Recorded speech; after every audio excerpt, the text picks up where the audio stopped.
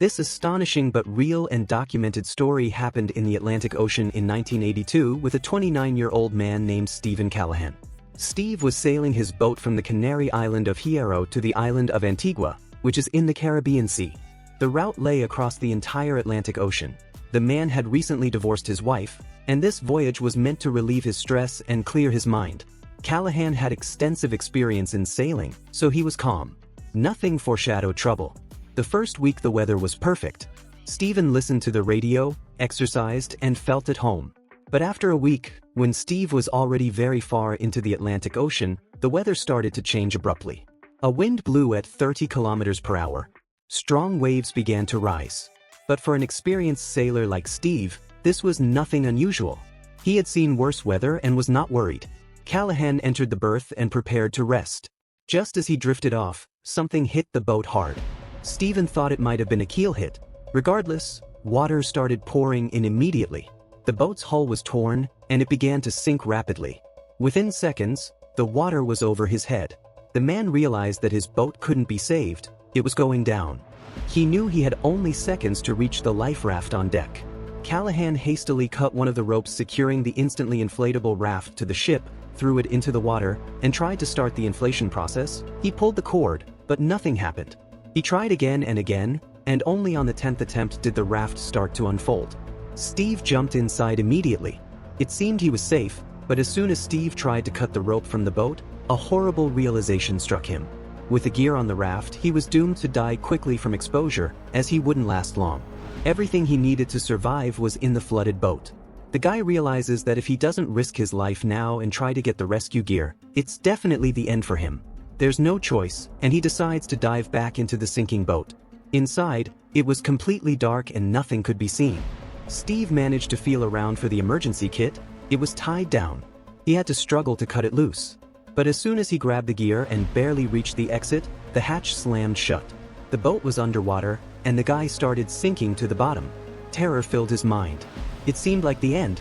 Just as Steve's lungs were about to burst, a massive wave washed over the boat, saving him. The hatch opened.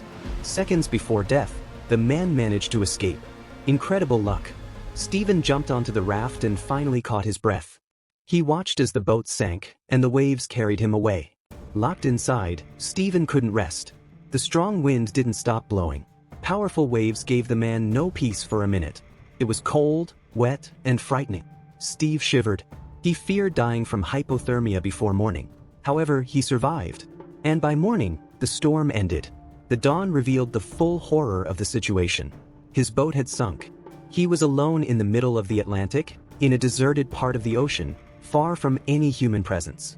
Steve had no means of communication. He knew no one would be searching for him. After all, he had told his family that he would arrive about 5 to 6 weeks after leaving the Canary Islands.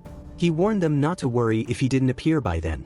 Callahan calculated that he was 1,500 kilometers from land and at the mercy of the winds and currents that carried him further west, away from shore. He was far from shipping routes and realized he needed to try to reach them and hope someone would pick him up. But even though the winds were carrying him in that direction, it would take at least 2 weeks to get there. And he only had a small emergency supply of drinking water, 4 liters. The irony is that the largest desert is the ocean, and without fresh water, his chances of reaching the sea routes alive were slim to none. Callahan found that with his harpoon and some supplies, he had 3 emergency water purification kits, solar desalination units. This was a new hope.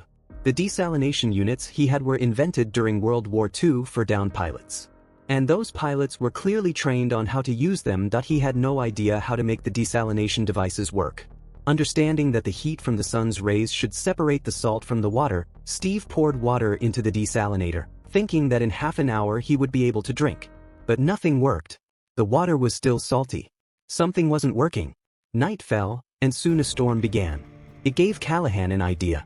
He knew he had to solve the water shortage problem at all costs. So, Steven tried to collect rainwater using a tarp on the raft. But the water tasted like vomit. It was so awful that drinking it was impossible. This was because of the orange dye in the tarp. It contaminated the water, and even if you forced yourself to drink it, you'd get poisoned right away. The guy began to think he was doomed. That same night, just in case, he wrote a farewell note. The second day of survival arrived. Steve occasionally took a sip of water. With rational use, it could last for a few days. The guy began to be tormented by thirst. He lived with this feeling day after day. After a week, the meager water supplies ran out. Callahan realized that if he didn't figure out how to make the desalinator work, he was finished. But first, he had to understand what his mistake was. Steve took a decisive step. He sacrificed one of his precious solar desalination devices, taking it apart in hopes of figuring out how it worked. And it really helped. After seeing how the desalinator was arranged inside, Steven realized that he just had to inflate it correctly. And finally, this time it worked. The guy had water purified from salt. Now 2 solar desalination devices allowed Steve to produce about half a liter of fresh water a day. Not much, but it was something. However, after 7 days at sea, another problem arose. He was running out of food. He was very hungry. Day 8, Day 9, Day 10, Day 11, Day 12, Day 13, Day 14. 2 weeks had passed, and Steve still hadn't seen any sea life. And when he was already ready to give up, something appeared from the water. A fish. Steven Callahan grabbed his weapon and began to wait. The fish had to be right under the tip of the spear. A sharp strike, and miraculously he managed to get food. Naturally, he had to eat it raw, although he tried to dry it slightly in the sun. The spinal and eye fluids of the fish also helped compensate a bit for his dehydration. For the first time, Steve felt a glimmer of hope. He now had food and a small amount of water. But the vast, deadly ocean wasn't going to give him a break, and that night it decided to show its full force. As Callahan sat half asleep, he suddenly heard a splash in the water.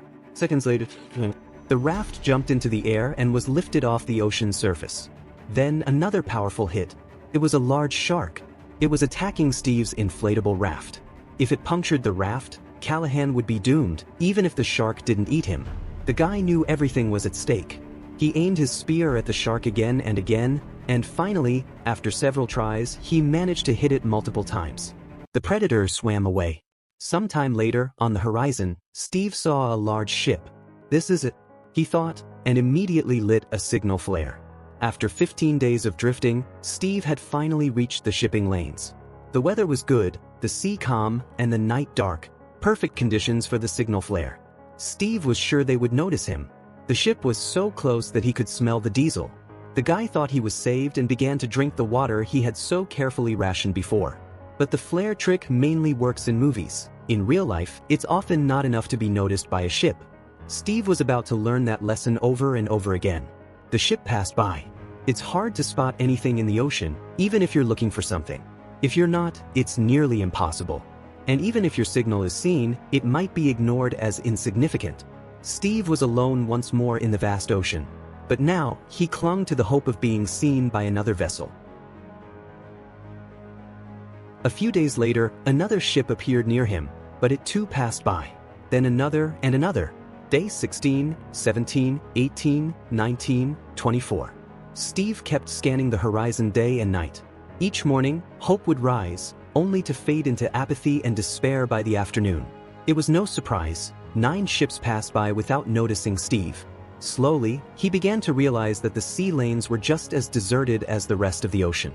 For the first time, he cried. Life seemed as empty as the open sea, and the prospects were grim. Steve had already drifted past the shipping lanes he had worked so hard to reach.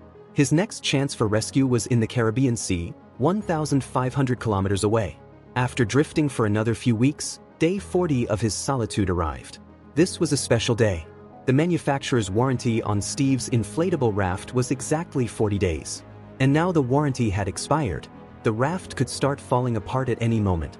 Steve needed to reach safety as soon as possible. He was now drifting through tropical waters. The heat was rising, and his body desperately needed more water than the 2 small rations he had. At one point, he even thought he would cut off his own arm for a glass of water.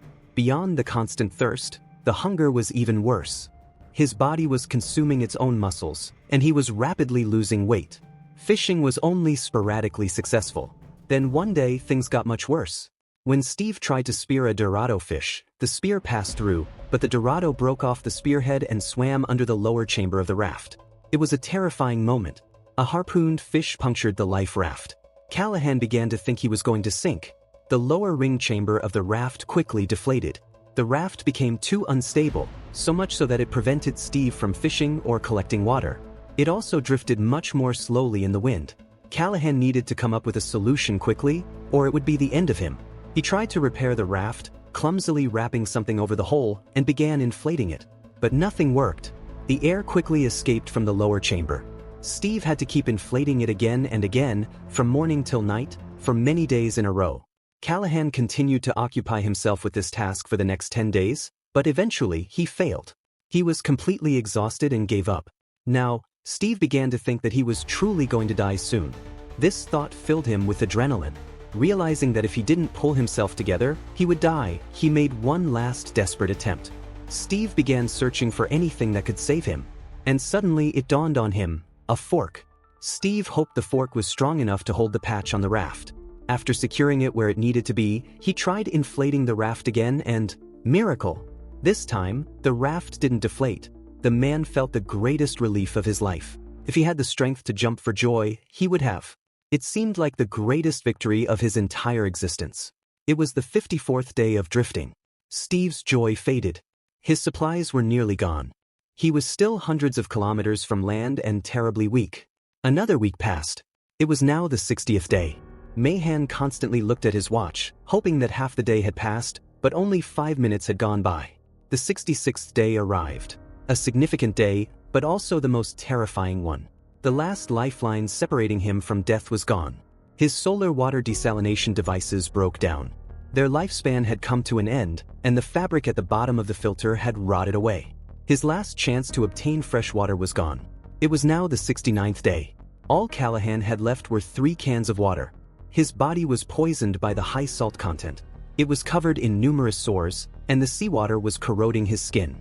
He couldn't rinse the salt off because of the extreme shortage of fresh water.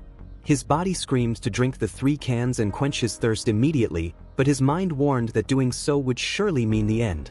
It was like seeing a paradise garden from within hell. It was the 73rd day of his journey. Callahan was surprised he had lasted this long. On the 74th and 75th days, he constantly scanned the horizon, believing he must have been nearing land. Then came the 76th day. Callahan was completely exhausted. His water had run out. He could do nothing more and lay in utter despair. Suddenly, he heard something, some kind of knocking. It turned out to be plastic bottles. It was something, at least a hint of change. He began to think that soon he might see something. When the sun rose, Steve saw what he had longed for all those days. A distant island, kilometers away. The sight was incredible. Euphoria overtook him. He thought finally he was saved. But as Steve approached the island, to his horror, he saw it was like a fortress. There were vertical cliffs and impassable coral reefs everywhere. But Steve no longer cared. Either his journey would end today or his life would. He was determined to crawl onto that island if he had to. Just as he was about to act, he realized he no longer needed to. Fishermen had spotted the raft due to the flock of birds circling above it. Steve couldn't believe his eyes. He survived, and this hell has come to an end. Everything was behind. The fisherman asked him, "Hey pal, what are you doing out here?" Callahan was completely exhausted. They then immediately took him to a hospital. While on their way, they gave him water. During his 76 days adrift on the raft in the open ocean, Steve had lost weight, dropping down to 45 kilograms. He had to stay in the hospital for a month and a half before he was reunited with his parents, whom he had thought he would never see again. Callahan said he didn't develop scurvy because he got vitamins from the fish he caught. The small island where he was found was only 100 kilometers from his original destination. Steven Callahan recounted his survival experience in memoirs that became a bestseller, as well as in survival guides for the sea.